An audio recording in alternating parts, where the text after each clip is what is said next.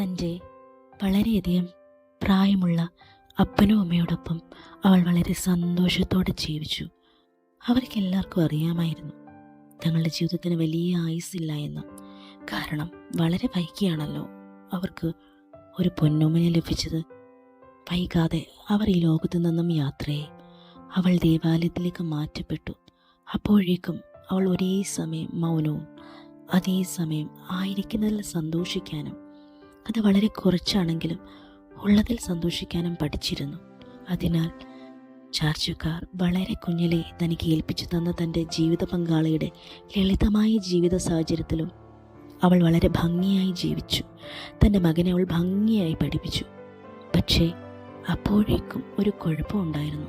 അവളുടെ കുഞ്ഞ് ജനിച്ച് അവൻ്റെ മുഖം, അവൻ്റെ വളർച്ച എല്ലാം കണ്ടപ്പോഴും എവിടെയോ ഒരു കുത്തിവലിക്കുന്ന വേദന അവൾ അനുഭവിച്ചു.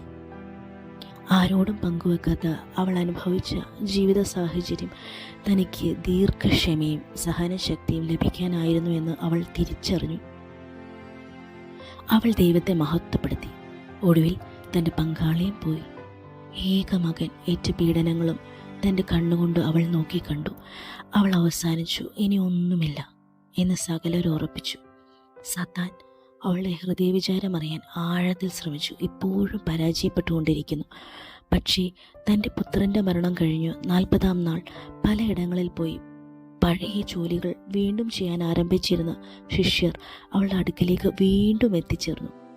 എല്ലാവരും ഒന്നിച്ചു ചേർന്നു. തങ്ങളുടെ യജമാനൻ തങ്ങൾക്ക് നൽകിയ അതേ സ്വസ്ഥത അവർ അമ്മയുടെ സാന്നിധ്യത്തിൽ അനുഭവിച്ചു. അതോടൊപ്പം ഒരു പ്രത്യേക അഭിഷേകവും അവർ ഒരുമിച്ചായപ്പോൾ അറിഞ്ഞു. അതെ, പെന്തക്കോസ്ത അനുഭവം അവർക്ക് ലഭിച്ചു.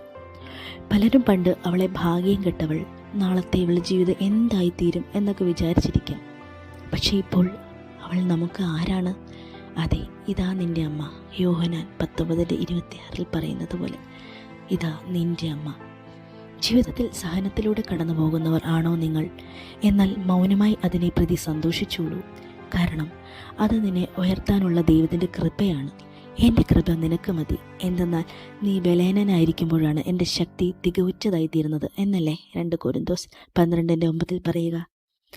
കൃപ നിറഞ്ഞവളെ, നിനക്ക് സമാധാനം എന്ന് പറയുമ്പോൾ അത് അവളുടെ നീറുന്ന, ആരോടും പരാതി പറയാത്ത ആ അമ്മയുടെ ഹൃദയത്തിന് ഒരു തണുപ്പായി മാറട്ടെ.